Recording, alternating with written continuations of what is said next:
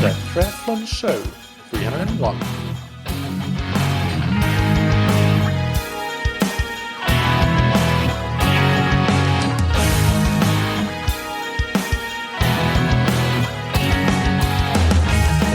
What's up, everybody, and welcome back to another episode of That Triathlon Show, the podcast presented by scientifictriathlon.com. I'm your host, Michael, and on today's episode, I interview Coach Louis Delahaije. Louis is the head coach of the Netherlands Triathlon Federation, where he coaches athletes such as Rachel Klamer and Kingma, but he also coaches Richard Murray from South Africa, and the cyclists such as Annemiek van Vleuten, who took home an Olympic gold and silver medal in Tokyo. On the triathlon side of things, the Netherlands had a fantastic Olympic Games with Rachel Klamer coming in fourth in the individual race, and in the mixed team relay, the Dutch team coming in fourth as well, which was an amazing result. So in this episode, Louis will discuss his general training and coaching philosophy, but we will also discuss some specific aspects of preparing for peak performances in the Tokyo Olympics. But before we get into that, big thanks to our sponsors, Roka, that you can find on roka.com. Roka create exceptional quality triathlon wetsuits, tri-suits, swim skins, goggles, performance sunglasses, as well as prescription eyeglasses and sunglasses. The most important thing that sets Roka apart is their attention to detail and their level of research and development and innovation that goes into all of their products. They leave no stone unturned in making their products the best they can possibly be, whether it's for performance or just for everyday wear, such as prescription eyeglasses. Roka have recently launched a new updated version of their Matador sunglasses, and these Matador sunglasses have increased airflow, which make them optimal for hot and humid conditions. They have field tested these glasses in the harshest conditions at some of the toughest races on the planet in different sports. So they're a hot new product, pun intended. You can get 20% off your entire Roka order on roka.com/TTS. And thank you to Zen8 that you can find on zen8swimtrainer.com. The Zen8 indoor swim trainer is a great tool for time-crunched triathletes that are looking to improve their swim-specific strength and technique. You can get in a very effective session on the Zen8 swim trainer in just 15 to 20 minutes from the comfort of your own home. So it's a perfect way to complement your pool swimming. Perhaps when you don't have time to get to the pool or to the open water, you can at least get some consistency in your training by getting on the swim trainer. And it's inflatable, so it stores really small if you don't have a lot of space. You don't have to worry about getting a treadmill-sized piece of equipment into your home. That's not what the Zen8 swim trainer is. The Zen8 swim trainer is currently running a summer sale, and when this episode comes out on the 30th of August, there's one more day to take advantage of that. So this offer is only valid until the 31st of August 2021. But on zen8swimtrainer.com/TTS, you will get a discount code which takes the total discount for the Zen8 swim trainer up to more than 40%. So we have the usual 20% discount, but you can get that added to the summer sale going on only until tomorrow when this episode comes out. So check that out. Again, the URL is zen8swimtrainer.com/TTS. Now, without any further ado, let's get into the interview with Louis Delahaije. Welcome to the Triathlon Show, Louis. How are you doing today? I'm fine. I'm in Edmonton in my 3-day quarantine, so it's nice to record this show. Breaks the day a little bit. Yeah, you have something to do, at least sitting there in your hotel room. We're recording this a few days, 5 days or so, 4 or 5 days before WTCS Edmonton, the grand final. So you're there supporting the Dutch national team. But I'll let you introduce yourself a bit further. Can you tell the audience a bit more about yourself, who you are, where you came from, and so on? On the one side, the long story, but I make it short. I'm Louis Delahaije. I'm, let's say, an endurance coach. I work in triathlon, cycling, running, and I do that already for a very long time. I'm from the Netherlands, from the south of the Netherlands, Limburg, a little bit hilly part of the Netherlands, and that's where I started my coaching career. With a small athletic club. Was, I think, about beginning of 1990, maybe 1989, as a very young coach, I started to coach runners more or less in the athletic club where I started my running career. I used to be a runner first before I went into triathlon, and I got a lot of opportunities there. I was, let's say, 23 years old as a coach that is very young, no experience, and yeah, they allowed me to make a lot of mistakes there. So I learned, and I learned a lot of that. And in that group, there were some young triathletes, juniors, and there was a lot of potential in them. And I started to work with them, and they became the better athletes in the Netherlands, then in Europe, and that's how I got into the National Triathlon Federation in '93. I became a junior coach. In '95, I became the elite coach in the Netherlands, and I did that till the Olympics in Sydney. Then I changed countries to Germany. So I was a national coach in Germany till 2006, and then I got the opportunity to fulfill a long time dream of myself to work in professional cycling. So in 2006, more or less, I went full time into professional cycling and Rabobank cycling team. Later, it became Blanco, then Belkin, and then uh, the Jumbo team. And that still exists. I did that for a long time till 2000, beginning of 2019, and then I chose to go full time in triathlon again. I started with the Dutch Federation in 2015, like a help out for 1-2 days a week next to my coaching and cycling. And yeah, now I'm here. So it's a full time job again to be in triathlon, and apart from that, I coach a few cyclists.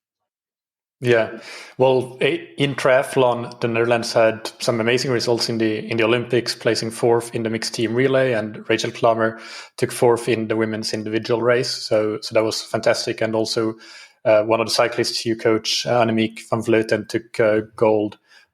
Took gold in the road race, or was it the time trial race? The other way around. Remember. She won the time trial and she was second in the road race. Yeah. That's it. Yeah, that's right. So a great Tokyo behind you. One thing that I want to ask about your career, having worked in both triathlon and cycling, is it very different with regard to the pressure that you have on yourself and from the club, from the cycling team, or from the federation itself, or just how pressurized the situation is and so on, or the politics behind the scenes and everything? How do you find that the two compare? Yeah, I mean, the big difference is that cycling is a really big sport. And when you're in the Tour de France and you get out of the bus before the start, there are always 30 journalists standing in front of the bus asking questions. Obviously, that is not the case in triathlon. I think that is a big difference, that the whole world looks over your shoulder. So, and a lot of people have an opinion of that about that. In triathlon, you deal more or less with a small, inner circle: the athletes, the federation, maybe World Triathlon, but it's smaller. That is only one side, and on the other side, triathlon is a much more individual sport. Even with the mixed team relay now, and cycling, it's a team sport. It's a team sport. Yeah. That's really a big difference in how you coach and train. Yeah. Each cyclist is maybe coached for their role in the team as much as or more than anything else, even though that might not be coached to the best of the teams and rather than to the best of the rider, perhaps. Well, let's just start by talking about your coaching, and if you can give an overview. And this is a difficult question always, but feel free to interpret this as you wish. An overview of your coaching and training philosophy. Yeah. I think you're saying it quite right. There is a coaching and a training philosophy, and it's on the one side is a difficult question, and because you sent me some questions, I gave it a thought. And I think from a training perspective, there is a few things that is really, really important for me. I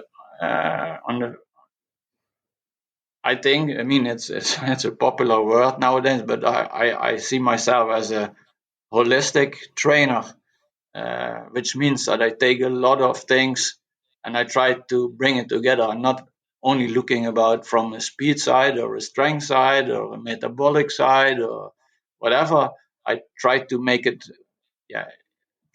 bring it under one big thing and then make decisions. And having said that, from a training perspective, there is three things that's really important for me. First is context.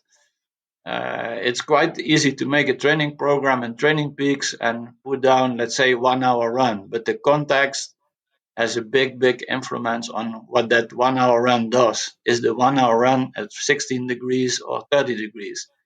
Big difference in the stress that training puts on you. So I always try, especially when I coach from a certain distance, and when I'm on a training camp, I can see my athletes every day. I can look them in the eyes. For example, like with the cyclist, I don't see him every day. So then get information about the context. How did you sleep? How was the weather? Is it on altitude or sea level, etc., etc., etc. That is very important for me. So context for me, you can never underestimate. And the second thing, and a lot of coaches will say this, is consistency. Every decision I make as a coach is about consistency. Are we going to train today or not? It's always a matter of consistency. What does it mean when I do this training today? What does it mean for tomorrow, for next week, or even next month? So that is important for me in making decisions about training. And the third one, it's I call it fitness. I put a lot of energy to make my athletes, riders, as fit as possible. So I'm not talking about speed or hard intervals, just as fit as possible. And fit means for me that you're healthy, that you have an incredible aerobic base, uh, that you're mentally fit, etc., etc. So I put a lot of energy into fitness, and I do that already for a long time because I think it's very important to do so. So fitness really important, and maybe later on we can talk a little bit more about what this means. And then Yeah. from a coaching perspective, there is I think one line that's really important for me, and that's a happy athlete or a happy rider is a good rider or is a good athlete. And also there, even in my training planning, the way I communicate with athletes, that is very important. If you don't like what you do, if you're not happy, you are not, in the long term, you will not be able to perform, at least not on your personal max. So also there, I put a lot of energy to keep my athletes happy. Sometimes I was with coaches on the side of the road coaching a race, and then what is our job? Keep them happy. And actually, it's like that. And the second thing from a coaching perspective, and we will probably get to that later as well, is I try to make my athletes as anti-fragile as possible. You probably know the book of Nassim Taleb, and I read it a few times, but also during the Corona period, I really put a lot of energy in it, and I think there's a lot of wise things in that philosophy of anti-fragility, and I think it's very important for athletes. And what I see nowadays is that a lot of coaches make their athletes fragile, dependent. So that is more or less on the one side coaching, keep them happy, make them anti-fragile. On the training perspective, be consistent, always take into account the context of a session, and the most important things for an athlete is fitness, because out of this fitness thing you can build speed or whatever, anaerobic power or whatever. But if you're not fit enough, that is impossible to do the rest. And in my Yeah. opinion, a lot of athletes start by doing the extras, the special things, hit sessions, whatever, before they are fit enough. So they suffer too much, so the hit will not work or the speed will not work. So that's in a few minutes more or less my coaching and training philosophy. Yeah, there are many great points there. You mentioned the book Anti-Fragile, and it's one of those books that it's been on my to-read list for many years actually, but I have never gotten around to reading it yet. So it's still on that list. But so I maybe thank now, Corona for that. maybe this will trigger me now to Yeah. get on it. But I know you're not the only one. I think Steve Magnus is a coach who has talked a lot about that concept of anti-fragility. As has David Tilbury Davis, who is my coach, has also talked about that. The nice thing is always I probably read the book 3 or 4 times, because at first I think I was too stupid to understand. But every time you discover new things, and it's very applicable on high performance sport. No, I understand. I understand that it definitely could be, and I definitely need to go and get it now and read it. As you said that, the fitness concept is really interesting. So you mentioned there that it includes the aerobic based conditioning, but also mental fitness. Can you just talk a little bit more about, well, how exactly do you build that fitness? What parts of the training and things outside of training are the things that are designed to build an athlete's fitness? Yeah. If I look at fitness, it's easy to say you need a base. But in what do you need a base? So on first, it's metabolic. So if a metabolic base, for me, it means that you have an incredibly strong aerobic system, which means if you have an incredibly strong aerobic system, which means you will recover faster from a session. And so if you start too early by doing high intensity training, you probably will not recover, because your fitness base, your metabolic fitness base, is too low. So you can train less. So what it does with your shape, more or less, is gets it down.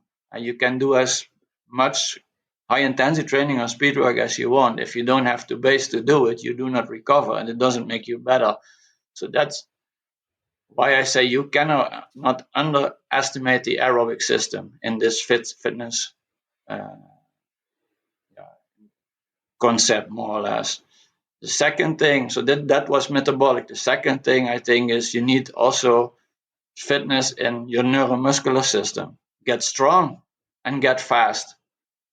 So if I train, like when I start training, and I do it really easy because I want to have also a metabolic base, it's always combined with, let's say, short sprints. Only, you do not produce lactate because it's only 50 meters. Swimming, biking, running, I do a lot of let's say my training program, I would say, is based on relatively high volumes at a very low intensity, more or less, and a lot of speed work.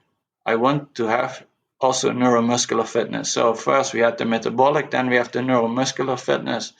The third thing is I want also a health fitness.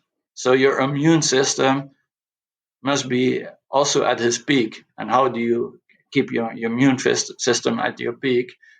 Obviously by eating and eating right, but also by training right. By do not overstress yourself. You can train as hard as you want, and I go back to the example of the starting high intensity training too early. The stress will be too big. The risk that you will get sick is bigger, and that is not good for your consistency. So again, that is fitness for me, the immune system. Then a very important one for me is the psycho-emotional system. That's the happy thing. That's the anti-fragile thing. Also there, you need to build fitness. Also there, when you're tired all the time because you train normally too hard, you're not fit enough. You cannot deal with the stressors that come to you when you have to race. So also that is very important. Metabolic, neuromuscular, immune system, and the psycho-emotional system. And if you look at it as one piece, in all these systems, I try to get people to the maximum fitness level before I start to train specifically for the race. But they already have a really high level, because on this training you can already do really good races. And now for the Olympics or for another big race, then it's the last 1%. People think they get out of high intensity training, they get like 20%, but it's about the last 1%.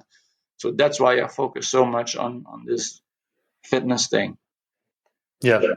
So a couple of follow-up questions on that. When you mentioned that your training programs or your coaching is based on fairly high volume training, on a sort of, do you know on a yearly basis, like roughly how many hours do your Olympic level athletes train, or on a monthly or weekly basis? Let's say at least that 1,000.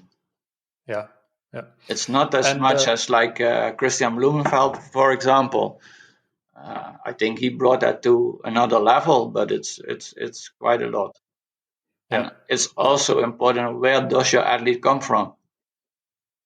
If somebody comes from 600 hours, they cannot do 1,000 hours in 1 year.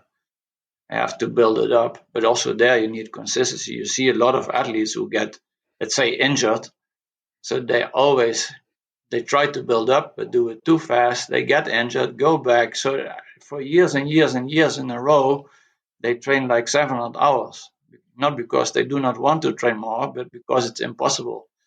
And you have to break that chain and say, how do we get to, let's say, I now say 1,000, but I can also say 1,100 or 950, depending on the athlete you have before you. But how do I interrupt this process of training, injury, training, injury? So you have to find out a way to interrupt that. And in triathlon, it's quite easy. Get the running out and get more cycling in, if you are an athlete who is very prone to injury. Yeah, that's really interesting. So is that something that you do also for athletes that are not prone to injuries? Do they still do fairly high volumes of cycling and fairly low volumes of running? Because especially I think in ITU racing, the running volumes can be a bit all over the place. We see a lot of athletes that do really high running volumes, but then we see some athletes that do really well on really low volumes. Gwen Jorgensen, I think, was famous for doing very low running volume, but she was still one of the best in the history of the sport. So where do you fall on that also spectrum? Do relatively low running volume, but relatively high cycling volume. Yeah. And long time ago, it was probably the other way around. But now, after being back in triathlon and after having worked a long time in cycling, I'm quite confident that cycling makes you a better runner. Yeah, and we'll continue along this same theme, I think, but I want to ask you specifically about polarized training, because that's something that you have talked about. I heard on some other podcasts that you like that concept, and well, that's something that we kind of heard already with the fairly large volume of low intensity training. You mentioned this, adding a lot of sprint work there for neuromuscular work. Can you just elaborate on your thoughts on polarized training? First of all, athletes were already training polarized for a long time, but they didn't have a name for it and they didn't know it. They just did what they did. And then I think it was Steven Seiler who came and he did a lot of analysis of training of the best. And then he saw and coined it, the term polarized training. So there was not a theory and we bring it into practice. There was practice and we made a nice theory out of it. I think there's a lot of reasons that I think this worked. First of all, the fitness concept I was talking about, it fits very well in this polarized approach. And when the Polarized team came, when I started to read about it a long time ago, that was also the time we had power meters in cycling for quite a while. So I just started analyzing the training of my riders, and then I saw, it's about 92-95% aerobic training, what they did, even with all the races in a race. Also, it's probably 92-95% is aerobic in the aerobic zone. So we already did it. Only later, I did it more planned, more or less. So I think that's the difference. And then if you look at it from a completely different angle, let's say the risk management angle, if you look at aerobic training, there is not a big risk on overtraining. There is not a big risk on injury. So what I do there more or less, and also that is in Taleb's book, Anti-Fragile, 90% of my training is low risk in injury, low risk in overtraining. And then I get for 10% there is a risk. But I'm not doing like 50% gray zone, where there is always a risk on a catastrophic mistake. So it's 90-10, or I'm not so interested in the percentages. It's more about the philosophy of the thing. And I know the philosophy for more than 30 years. The professor I worked with in university, he always said, don't train gray, train black and white. He didn't know what polarized was because it didn't exist. And they said, but you train easy or hard, not in between. That's not good for your body. But yeah, I was 23 years old. I did what he said, but I didn't know why. Now I can more reflect on why it could be working. Yeah. So when you do that, the 10% of the training, or like metaphorically speaking, at least the hard training, is that, how do you define hard in this case? Is it similar to what Steven Seiler did, that it's above the second threshold, above LT2? Is that what you also? Yeah, absolutely. Okay. Yeah. For me, it's maybe also interesting to talk about. I'm not so interested in like power or zones. For me, I have more or less three kinds of training. It's the easy training, a long ride, a long run, whatever. Then I have what I call tempo endurance.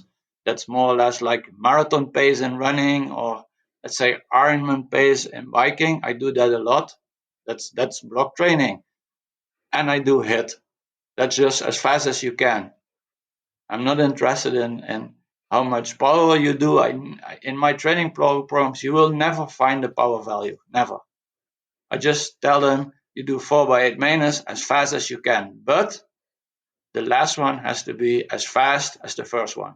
So they learn to pace. And then, depending on the context, altitude, sea level, warm or moderate climate, what you did the day before, or even on the same day, how you feel, and then that is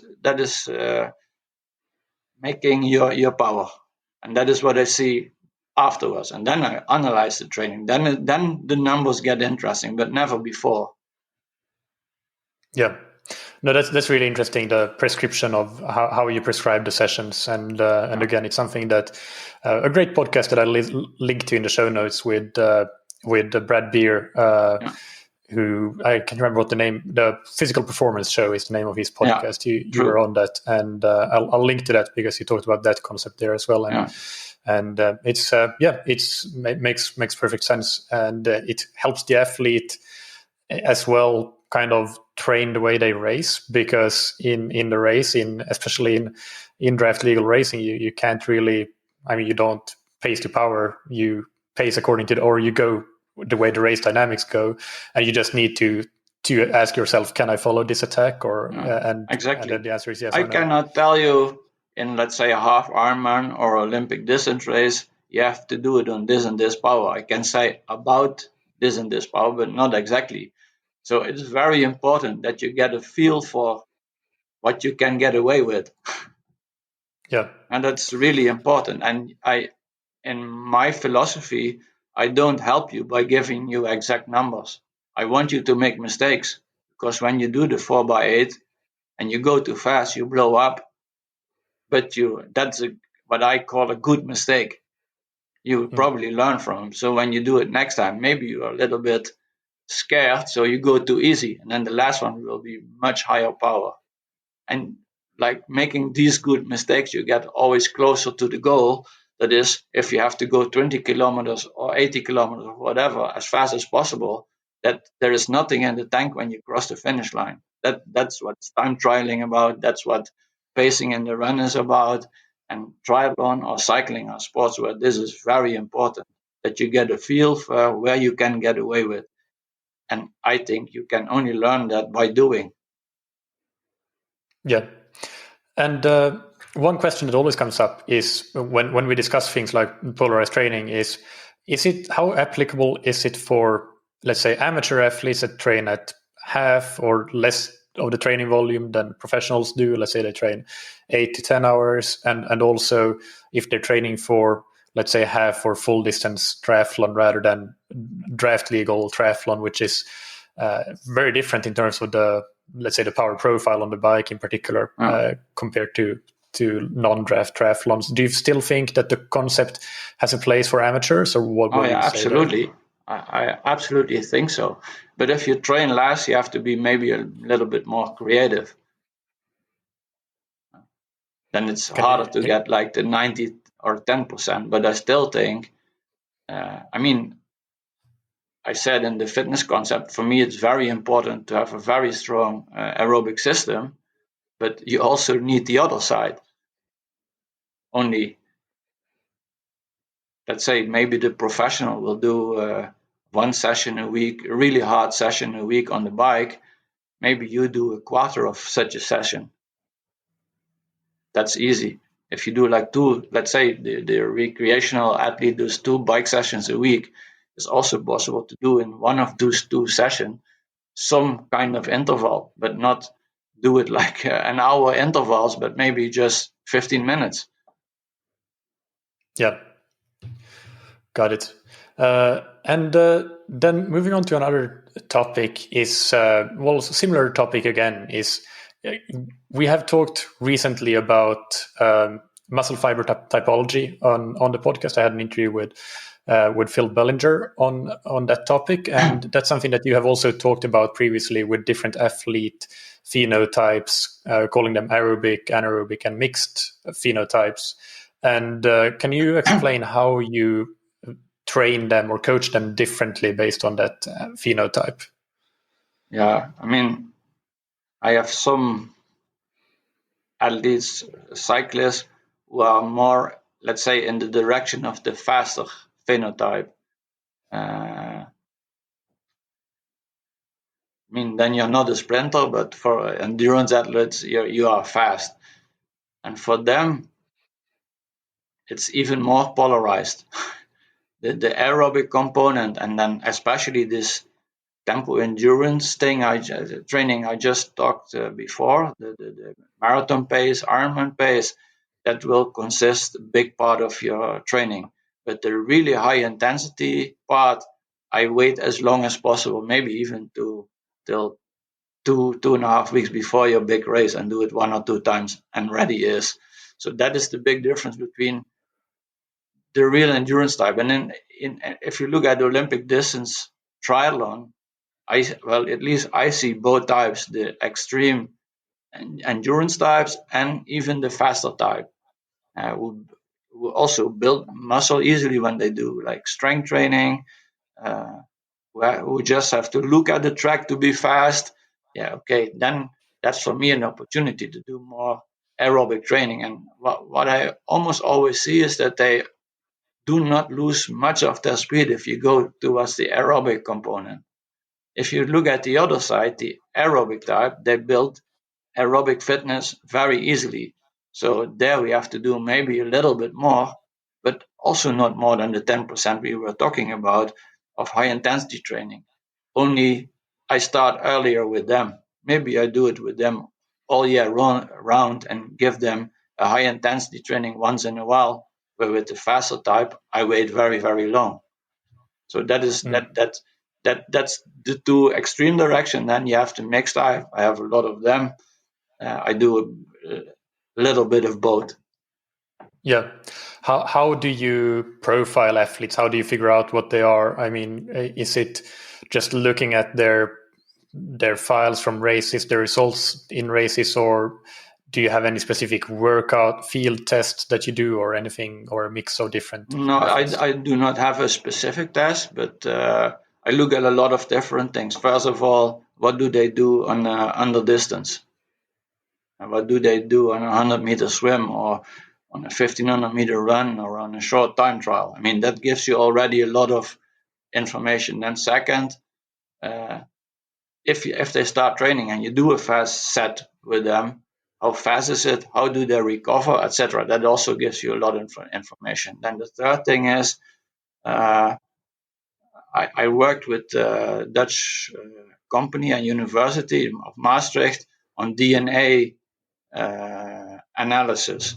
And also there you get some really nice results. At first I was skeptic, but now I did like 30 or 40 of these DNA tests, and it gives some very interesting information. And I think it predicts quite well in what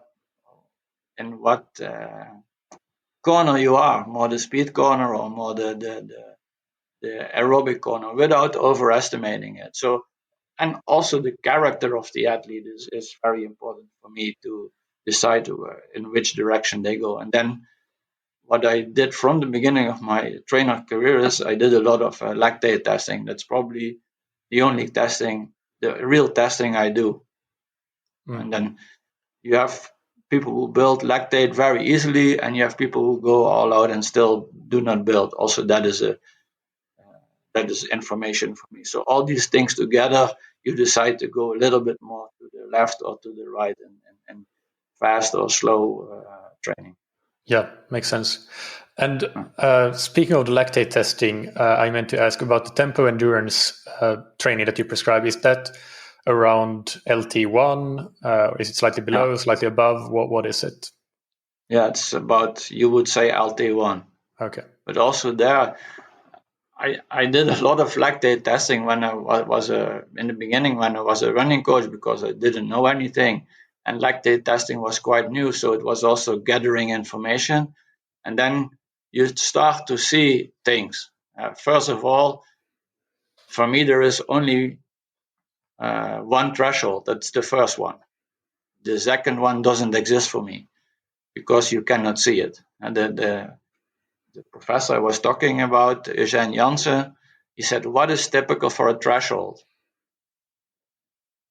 Yeah, you can see it. The threshold you can see. It's like when you get into a door, then there is like, how do you call it? What? I don't know the English word. Yeah.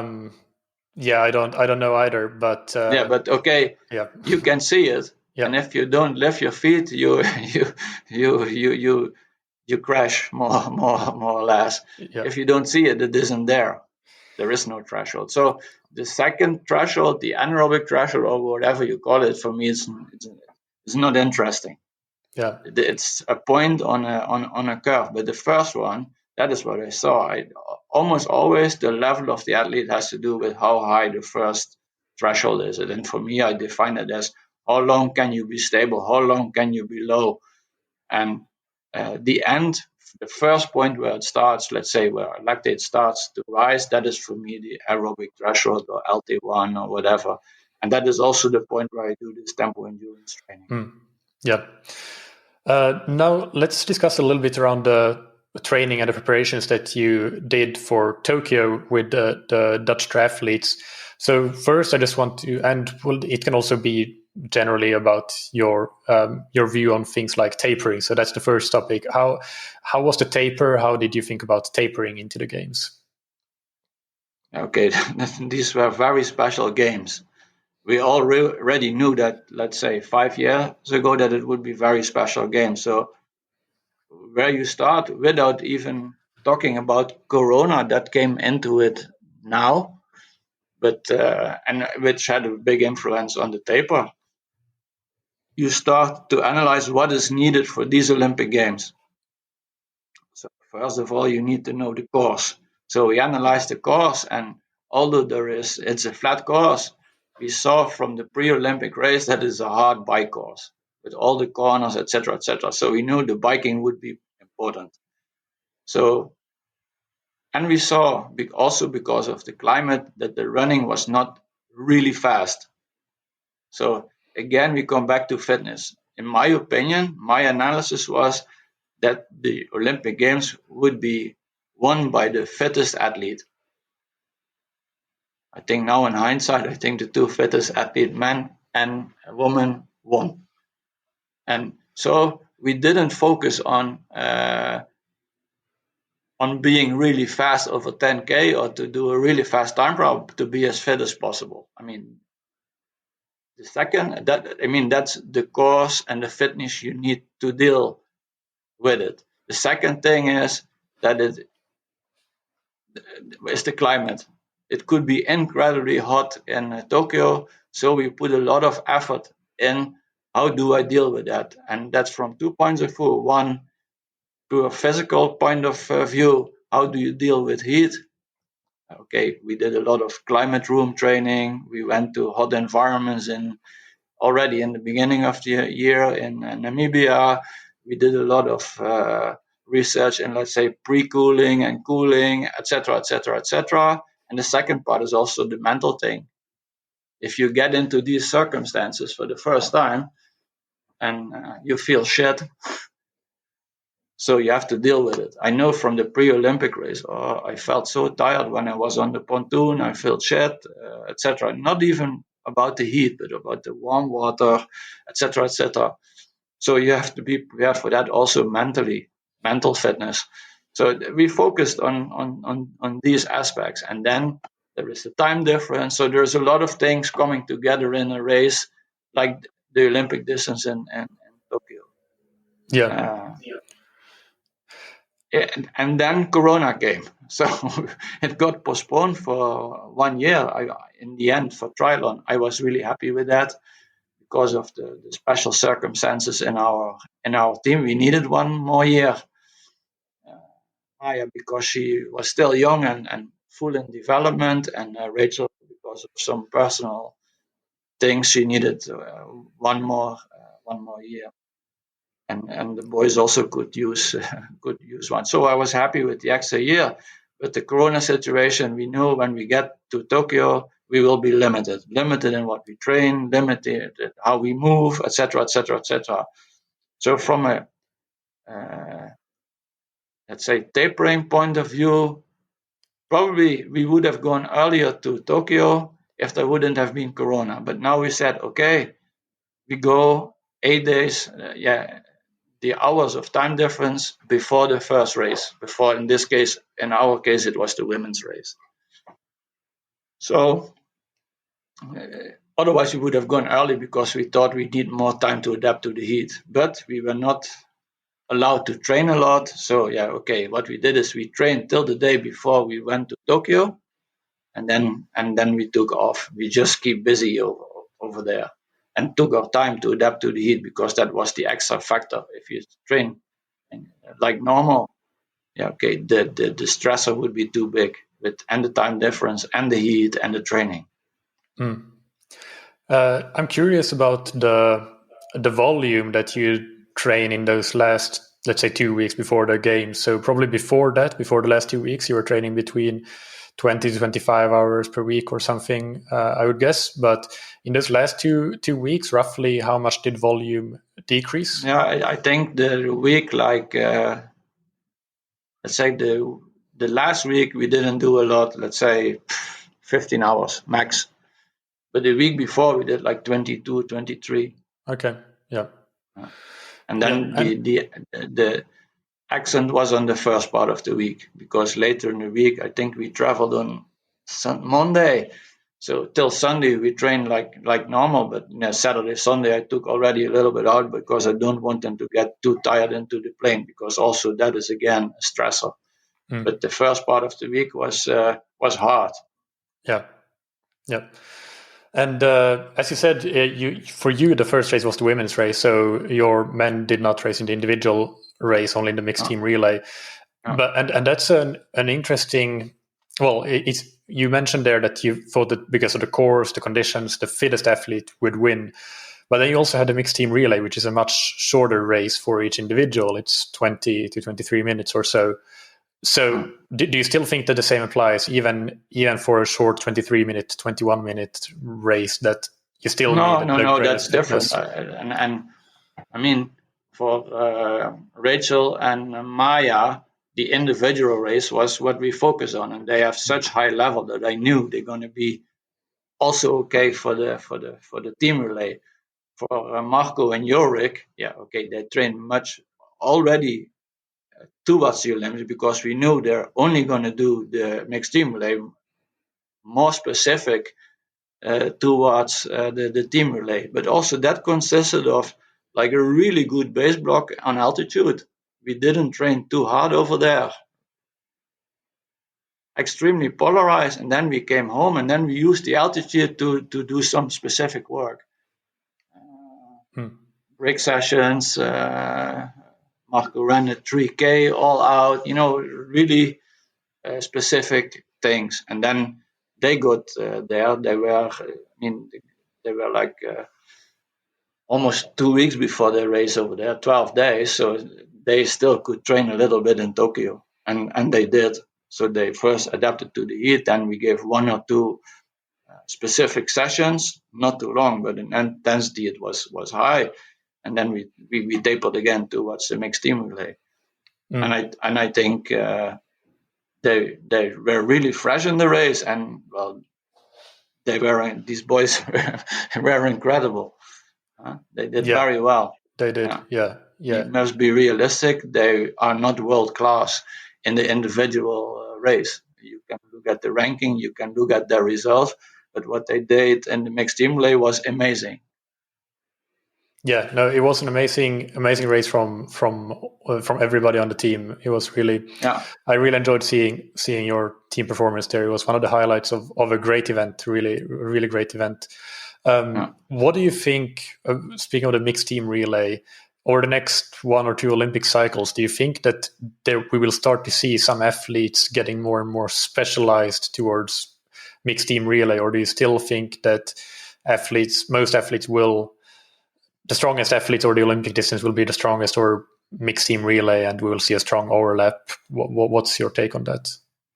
I still think there will be an overlap. I think the best athletes are the best athletes also over these shorter distance. It's still, although it's only 20 minutes, and you see that in Super League as well. Also, there are no big surprises. You put the best athletes together, and the best athlete wins. Also there. So I think there will still be overlap, but once in a while a specialist. Yeah, got it. And for example, like Jorik, you could say, in this case, he was a specialist. He is not the best swimmer, but over 300 meters with strong motivation, he can keep up. Probably 750 meters or even 1500 wouldn't be possible. And if he is there, he is strong on the bike and in the run. So and so far he was a specialist. Yeah. And talking about the heat adaptation a little bit more, one thing that was unique for Tokyo that we don't see in that many other places was the water temperature. It was very hot in the water. Did you do anything specific for that? You mentioned pre-cooling strategies before the race, but did you do things like training in a warm pool or anything like that? Yeah, we were lucky. The days we were in Japan, we were there for the pre-event, and then everybody complained that the water in the pool was too hot.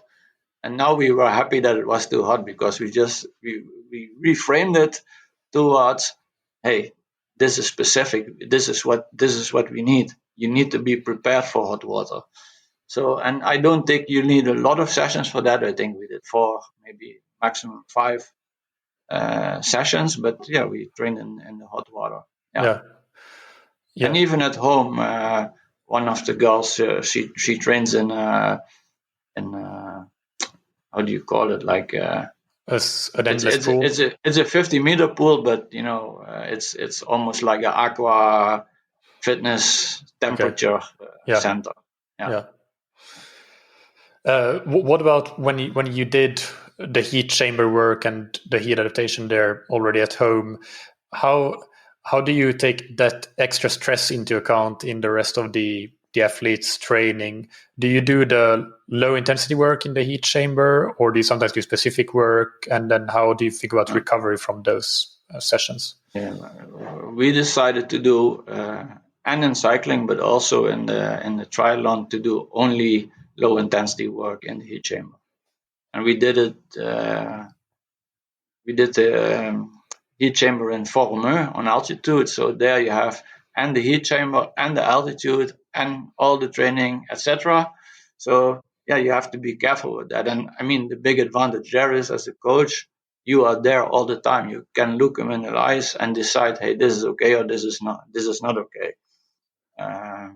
So yes, we in Formeux we did 2 times a week, and then we continued at home also to do 2, even 3 times a week before the Olympic Games. And it was quite simple. We did 45 minutes of easy riding or easy running. Maya was more on the bike, and Rachel was more running. Yeah. Now, moving on to the next question, let's talk a little bit about each specific discipline. So can you just give 1 or 2 important pieces of advice for listeners that are listening to this podcast about how they can improve their swim, bike, and run training? And let's start with the swim. I'm not a swimming coach. I'm very happy in my career that I always had really great swimming coaches who make the swimming program. I mean, in the meantime, I know a little bit about swimming, but it's more or less about the metabolic side, not about technique. But I think if I would give advice in swimming is also there make it extremely polarized. I think a lot of people, because you're so focused on time splits, they go too fast, and they're literally always training in the gray zone, even in the gray zone towards, let's say, the black side of the zone too fast. And I think the concept of doing, let's say, relatively high easy volume compared with a lot of sprinting works very well in the swim is my idea. And invest in technique, even if you're a little bit older. There are some things you still can learn. Yeah. What do you think about, this is a theory of mine that I have, that sometimes the reason that, I agree, I think we often go, and I'm as guilty of this as anyone, go too fast in swimming. And I think one of the main reasons is that swimming is usually split up into intervals, and sometimes it's 100, sometimes it's 200, sometimes it's 400s or 600s. But if you actually compare that to a 45-minute run or a 1-hour run, when you do a low intensity swim, but you break it up into 400s, you can actually do those 400s with a little bit of rest in between at something that is the gray zone. But if coach told you to do a 45-minute straight swim, then you would go slower and you might be at the right lower intensity. So I'm not saying that we should just swim for 45 minutes, but sometimes I think that with longer intervals, if you do thousands instead of 400s, then you have a lower risk of swimming too fast. Yeah, I agree with that. I like boring. Yeah. I think boring is a very important aspect of endurance sport, and you have to prepare for that. Nowadays, you see cyclists who have to do 6-hour training, and they have they need 2 notebooks to write the training in, and then they work their training out. But just 6 hours of cycling, you with your thoughts and focus on your cycling, I think that is one of the most important things you have to learn, because in the race, it will be boring as well, especially in an Ironman where you are on your own. Yeah. Yeah. So I agree with you that even just 4 kilometers or 3 kilometers of just 45 minutes just swimming is a good session. Deal with it in your head. And yes, if you make the distances shorter, there's a possibility that you overpace yourself. Yeah. All right. And on the other side, swimming, it's important to have this specific feel, because there is the technique factor in swimming is much bigger than in cycling and running. So you need to swim race pace to have this specific feeling. So yeah, you have to divide your energy between the two, but why not just swim once or twice a week? Just swim. Yeah. Yeah, no, I do understand the argument of breaking things up into intervals because it gives you a mental reset to, even in those low intensity sessions, also making sure that you do it with really good technique. And the risk is that for a lot of athletes, it's difficult to do that for, let's say, 45 minutes straight, unless you get those short breaks. So there are pros and cons to each, I guess. Well, you already gave a good tip there for cycling, but can we have one other piece of advice regarding cycling training? Yeah, I think even if you're not very prone to injury, I think cycling is the easiest way to get the volume in still. And the last few years, I also work with some runners, really good runners, and even they implemented cycling into their program and progressed a lot. And the nice thing now is they were very skeptic in the beginning because I'm a runner and I don't want to have cycling legs. I don't want to have glutes and quadriceps that are big, but they don't get it and they feel it helps them a lot in running, and especially again in the consistency, because running, it's a high impact but also high risk sport. So the nice thing is that these runners now accept cycling as running training, more or less. So I think my biggest advice would be use the cycling to run faster, and don't go into the risk zone when you're in your running training, because it's not necessary. If you're out for 1 month, you have nothing. Yeah, that's a great tip. And then finally, for run training, what would your advice be there? Yeah,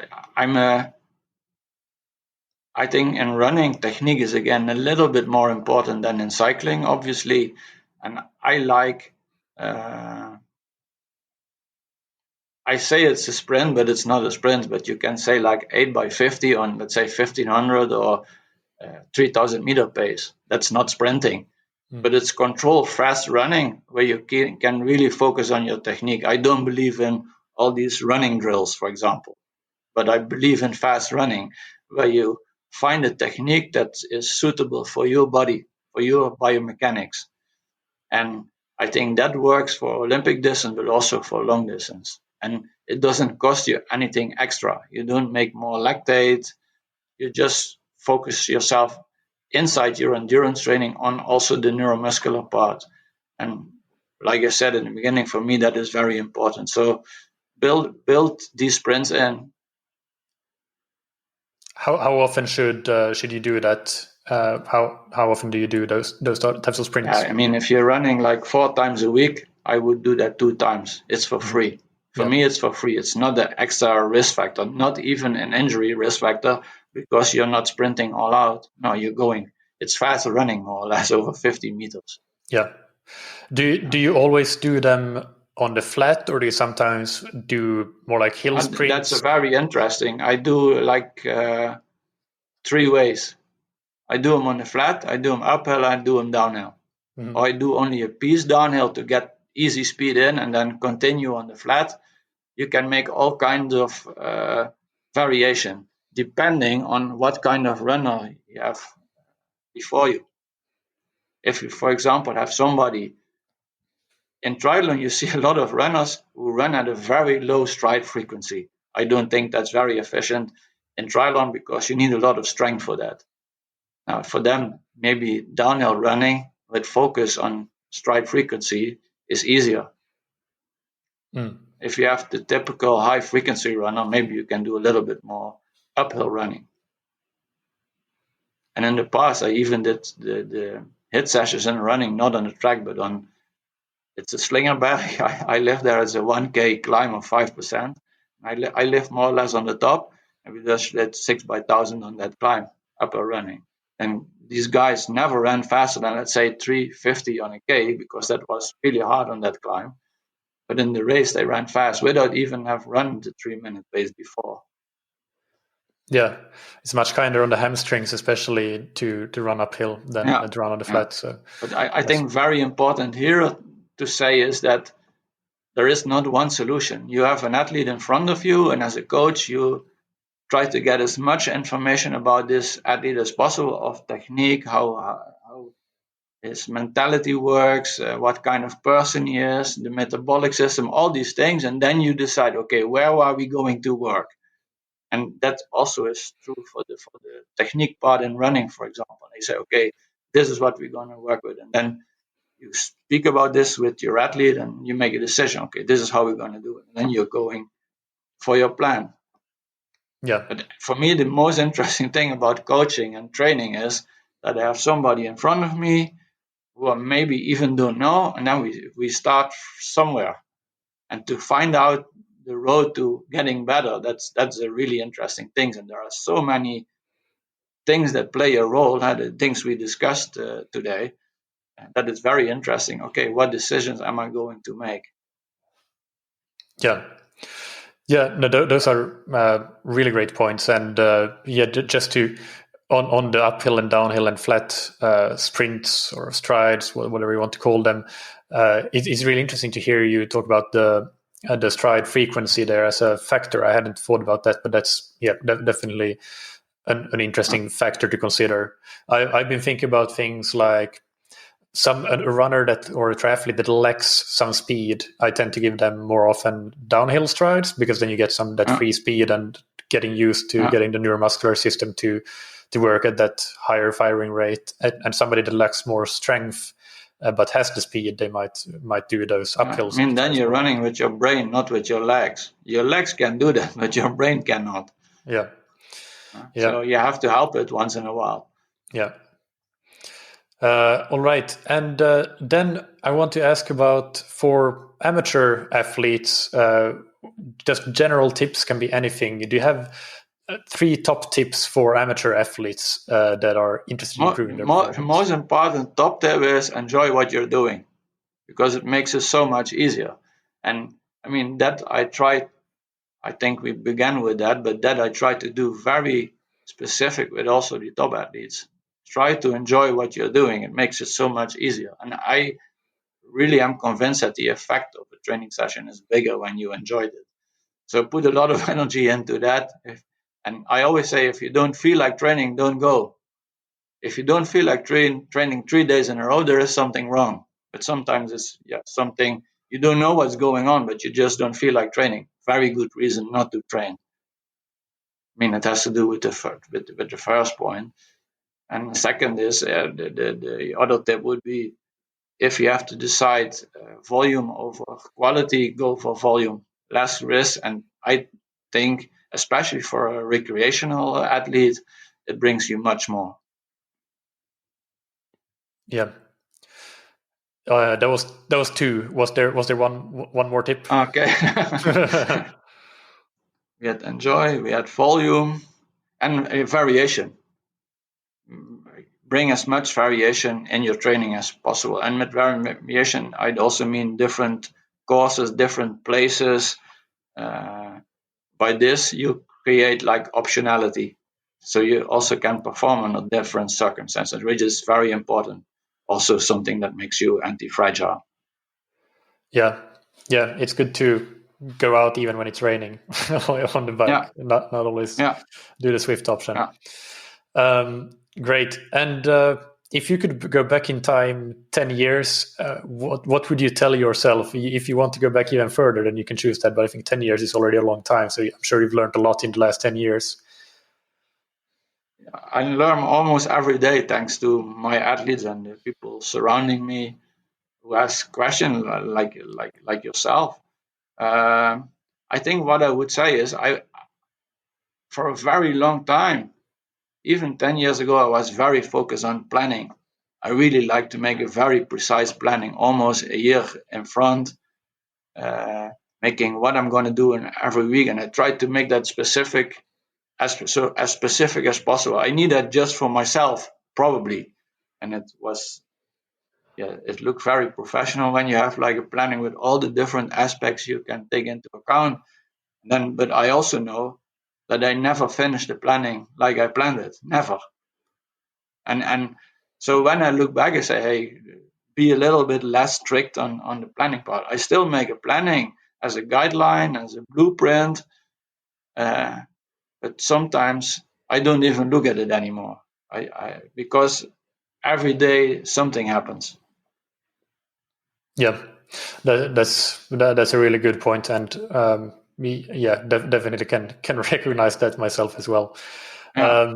And actually, it's funny. I mentioned Steve Magnus earlier, but on his podcast, on a very recent episode, they talked about stuff that they did in the past they don't do anymore. And I think that sort of detailed planning for an entire season was the first thing that was mentioned on that podcast. It's funny. It costs you a lot of energy, and you're never going to finish it. Yeah, Well, at least yeah. I never did it. No. Usually, I get to 2 or 3 months maybe, and at that point, something has And already 3 changed. months is already a very long period to finish a Yeah, planning. I yeah, mean, I said before, the interesting thing is that to adapt every day. I mean, you try. I will not say to get the maximum out of every day, because that is almost impossible. Let's say to get the maximum out of every week, and for that you have always to make decisions. yeah, Decisions about doing a training or not doing a training. Even when I get on the track and we plan the training and I see the warm up and maybe, let's say, 1 or 2 strides, I say, okay, we're going to go faster today.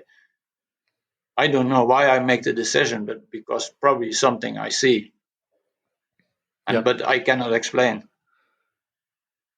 I know it when I see it, something like that. And then you decide, hey, we're going fast today, and if the athlete agrees, of course. But that's the interesting thing, and that's why I still make a planning, but not as strict anymore as I did before. yeah. No, just to be clear, the 3 months is the longest that I ever because I also used to do longer season plans, and it's of all the long season plans I did, the longest that I ever got in one situation where it really held up was 3 months. It's not something that was normal. Normally, it didn't last as long as that. so I've definitely gone through that same that same arc of progression or change in coaching regarding the strict planning for long term. And what's one thing right now that you are interested in, that you're learning about or are fascinated by within coaching or endurance sports? Yeah, I mean, I was talking in the beginning a lot about fitness, and the discovery of fitness didn't finish for me yet. It still keeps me busy a lot, and it has to do. I told about Eugène Janssen, the doctor from the university, which was very important in the beginning of my career, and then our careers separated a little. And this year we did like a project. We coached together for the first time in 25 years. We really did work together on athletes, and that was quite interesting because his view on fitness is very interesting. And I have a lot of contact with him now, and I mean, I did much more with my coaching career than he did. He did some scientific work. He was a sports doctor, and I went more into coaching. But yeah, to reflect on that, what he says every day, that's very interesting. And one of the things he said the other weekends is a funny one. He said, yeah, the athlete said, yeah, I did this week, let's say 10 sessions, and I want to do 10 good sessions. And I said, that's bullshit. You know what's interesting? If you have 10 sessions and you have 2 good ones, really good ones, that's a perfect week. It's not about the good session, it's about the bad session. Try to avoid the bad ones that are catastrophic. And that's the little things. Every once in a while he says these things, and that has all to do with fitness. What I'm doing is I try to avoid catastrophic mistakes, more or less, in a training. And a catastrophic mistake, I mean a mistake where consistency gets blocked. So this one was a very nice example of things I'm still learning and still reflecting on. Yeah, and finally, before we go to the rapid fire questions, I want to ask about what's next for you and for the Dutch Triathlon Federation, the national team? What's on the horizon? What's your outlook on the future? Yeah, I mean, for me, this is my last race. So I retire after this race, at least with in this role as a head coach. I will retire. I will stay in a very, very small role as an advisor with the federation. So for me, there will be a period of taking it a little bit more easier. I always did it after periods where I put a lot of energy in to read again and to rediscover, and also to go new roads, new projects that are interesting. And for the Dutch Federation, in 3 years' time, there is Paris. So now is the time to see who is going to continue and what way are we going to do that. What are we going to do with the juniors, etc., etc., etc., which is a very interesting period as well. Yeah, all right. Now let's move into the rapid fire questions. So take just one sentence to answer each of these. And the first one is, what's their favorite book, blog, or resource related to endurance sports? Yeah, I mean, that's more or less two, and it's nothing to do with training. The first one is Anti-Fragile from Nassim Taleb.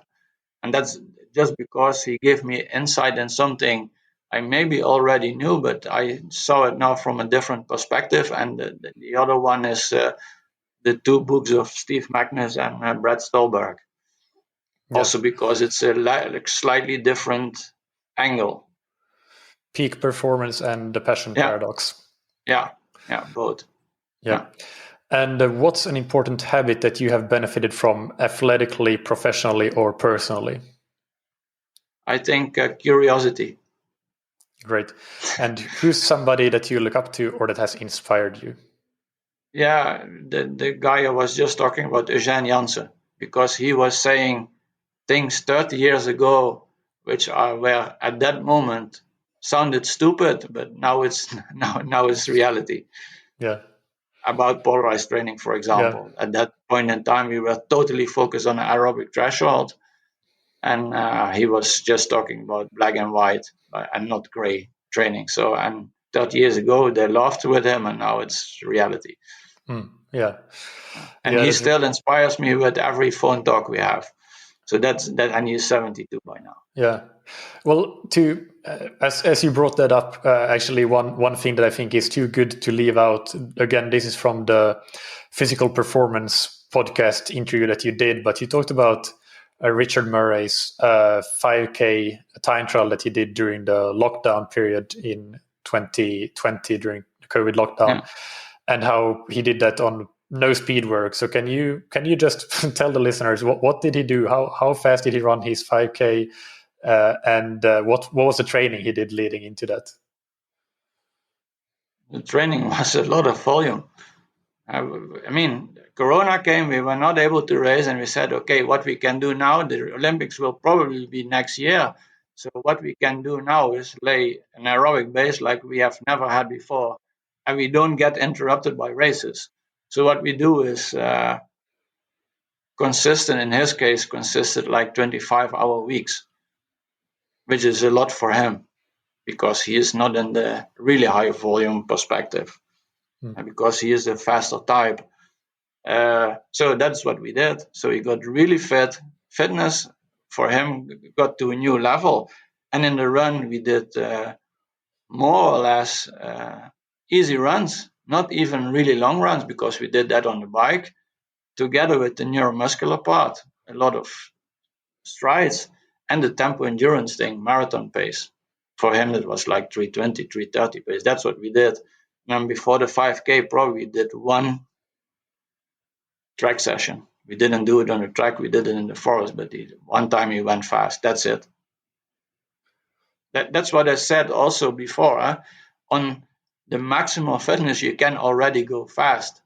And maybe if we would have trained really specific on the 5K for, let's say, 2 or 3 weeks more, he would have come down from, I think now he did like 13:34 to maybe 13:25. That's 9 seconds. It's very important, 9 seconds. But people focus on these 9 seconds and not on how to get to this 13:34. Yeah, I think that's a fantastic anecdote to to wrap up this episode with. But yeah, just to highlight the discrepancy there. He ran 13:34, which is what is that? That must be you mean kilometer wise? 2:44. 2:44, yeah, and his training was 43. almost never faster than 3:20 per kilometer. So yeah, I saw that a lot.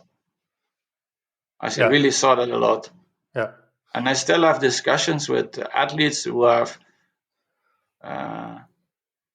even also with Rachel now. I mean, she can run 10K in like 32:20 probably, and if she runs 3:20, we have to just. I'm never gonna keep this pace for 10K, but she does.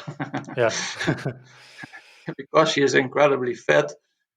Again, I cannot lay enough value on this fitness thing. And if you're fit enough, then you're able to train hard. But a lot of people make the mistake to turn it the other way around. They want to train hard because they need that for speed, but they do it on a too low fitness level, so they suffer and they don't get better. At least not maybe on the short term, 1 or 2 weeks, but not on the long term. I don't believe in that. Yeah. Well, Louis, I think you have summarized this episode really, really well here in these last few minutes with some of the most important things. So yeah, that was a really, really great anecdote and great summary of some of the things that we've been talking about here. So thank you so much for taking the time. Do you have any social media that where people can follow you that you want to mention? I don't know. I'm on Twitter and I'm on Instagram. I don't know really my name. No problem. I'll put it in the show notes. Okay, do that. Yeah. All right. And have a really nice time now that after your good luck in the last race, first of all, in Edmonton. And then after that, enjoy some time off and some time for reflection and hopefully some new adventures to come after that. Thanks a lot. And it was my pleasure. Thank you. I hope you enjoyed that interview with Louis. I really enjoyed the chat and I thought it was really insightful. Lots of great gems and pieces of wisdom from Louis there. So hope that you enjoyed that as much as I did. As always, you can find the show notes for the episode on scientifictriathlon.com. We're linked to Louis' social media profiles, as I said, and also to a couple of other podcast episodes that I think are worth listening to. In particular, Louis' interview on the Physical Performance Show, which I referenced a couple of times, was a really good one. But also back in the day, quite some years ago now, on the Real Coaching podcast by another favorite guest of mine, Joel Filial and Paulo Sousa. So go and check those out as well if you're interested in learning more about Louis' thoughts and philosophies. If you're looking to take your triathlon performance to the next level, then the best way to do so is to get a coach. And I just want to remind everybody that we have a fantastic team of coaches here at Scientific Triathlon. You can go and read all about how our coaching works, our profiles, and so on scientifictriathlon.com/coaching, or you'll find it directly in the menu bar. And if you're interested, don't hesitate to send an email to learn more, and we can set up a call with a coach and take it from there. Finally, big thanks to our sponsors, Roka, that you can find on roka.com. Check out their wetsuits, tri-suits, swim skins, goggles, high-performance eyewear, and prescription glasses and sunglasses, and get 20% off your order with the promo code that you can get on roka.com/TTS. Don't forget to check out those new Matador Air sunglasses. And thank you to Senate.